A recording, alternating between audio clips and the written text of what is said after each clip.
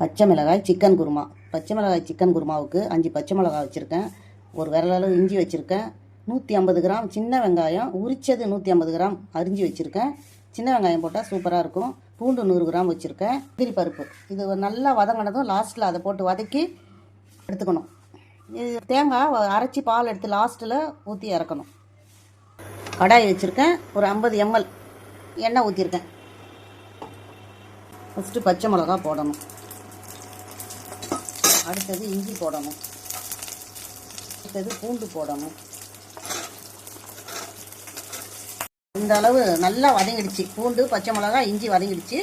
இப்போ சின்ன வெங்காயத்தை போட்டுக்கணும்,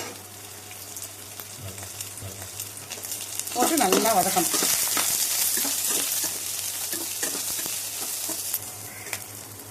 சின்ன வெங்காயம் நல்லா வதங்கிடுச்சு. இப்போ சோம்பு முந்திரி பயிறு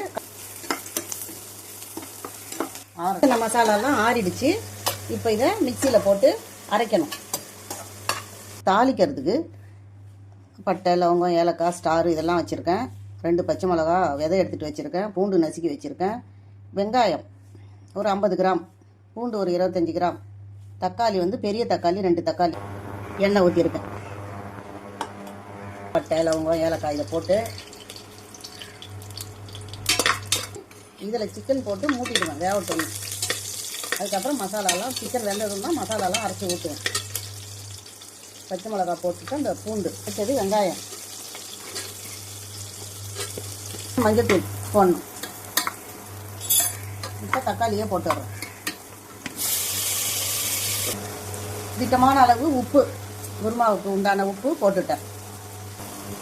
கருவேப்பிலை கொஞ்சம் போடணும், நல்ல வாசனையாக இருக்கும்.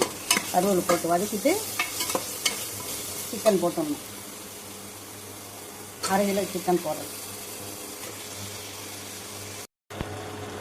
தாளித்த மசாலாவில் சிக்கன் போட்டு நல்லா வதக்கியாச்சு.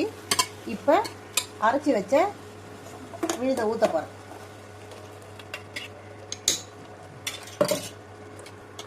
இதை ஊற்றி போட்டு மூடிடணும். 3 விசில் வந்ததும் இறக்கணும்.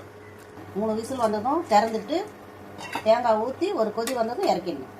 இப்போ இந்த தேங்காயை அரைச்சி இது பால் எடுத்து குருமாவில் ஊற்றணும். அதுக்கு தேங்காய் பால் இந்த மாதிரி செஞ்சு பாருங்கள். பச்சை மிளகாய் சிக்கன் குருமா, இது வெள்ளை குருமான்னு சொல்லுவாங்க. இட்லி வச்சுருக்கேன். இதை மாதிரி நீங்கள் உங்கள் வீட்டில் செஞ்சு பார்த்துட்டு சாப்பிட்டுட்டு எப்படி இருக்குன்னு சொல்லுங்கள்.